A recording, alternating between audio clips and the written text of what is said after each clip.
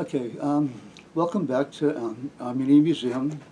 Today I'm going to discuss another aspect of Armenian magic. Last time I discussed a magical book on black magic. This is folk magic here. These are Daghdaghan, Armenian Charms, wards.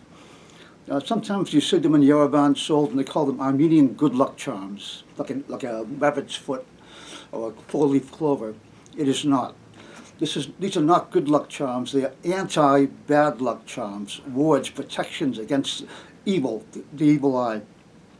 The traditional form is usually a crescent shape of this sort here. And these are the kinds you find in your career as a pendant.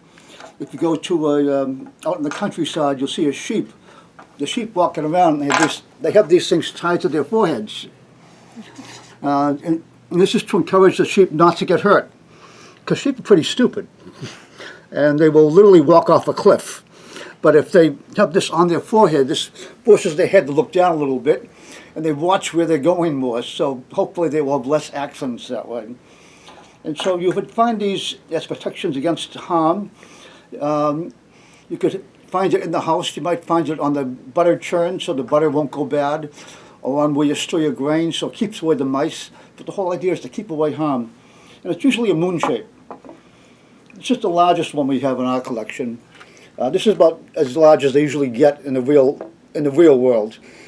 If you go to the Folk Art Museum in Yerevan, you'll see one there as big as this table.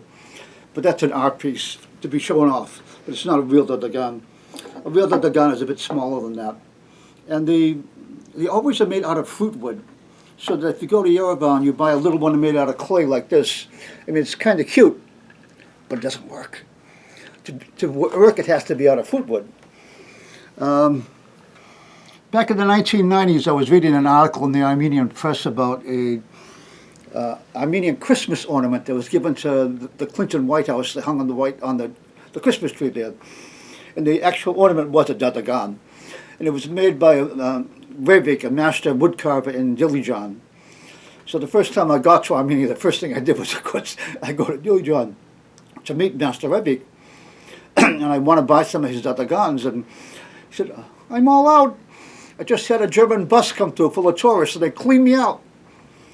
And I saw this in the corner. I said, well, what about that one? He says, oh, this one doesn't work anymore. It got broken, so it won't work. So it's useless. And so I said, well, I'm not getting it for protect myself from the evil eye. I want it for my museum. He said, okay, if you want it, but you're welcome to it. And it's a very nice one, of course. And they use this kind of shape with other things, too. For instance, up here you see a butter churn. This is what do you call the spoon holder. And it's shaped like a Daghdaghan here. And, of course, that's for a bread mold there, which is sort of like two of them there. There are all kinds of variations on these. They're usually the moon shape, either straight across like this or the crescent type here. But here's a modern one, combining Christianity and angel, the Daghdaghan, in one object. They don't have to be shaped like a moon. This is one here. This is the eye for the evil eye to keep it away. This one's very simple here. It looks almost like a breadboard here. And a horseshoe.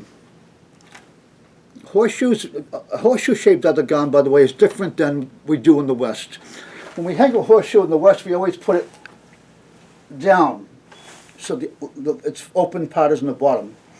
If you really want it, it's a Daghdaghan, though, you got to hang it upside down, so it collects the evil in it and won't affect you because it's collecting it all. It will keep you away from harm there. And these go back, centuries, actually millennia in Armenia as far as the tradition. During the Soviet period, you would find Daghdagans. This is a modern one from Made in Armenia Direct, and this is made in 2002 with the flag. But back in the 1940s, you would find Daghdagans, and they have a red star in there for Soviet Armenia. But it's a traditional Daghdaghan combining with politics. So these have all kinds of interesting permutations to them. So next time you go to basically anywhere, any tourist gift shop in Armenia, you'll find these there. And if you go to the Vernissage, you'll find men there carving them, waiting. There's a whole bunch of them out there, and they're carving more while they're waiting for the customers and stuff there. So you can always get them. Now you know what you're getting as far as that. They're not just decorations; they have a function to them. But you got to make sure they're made out of fruit wood, because if it's not fruit wood, it's not going to work. Fruit wood is a living tree, and the living tree, you have to have life. This is a symbol of life to protect you.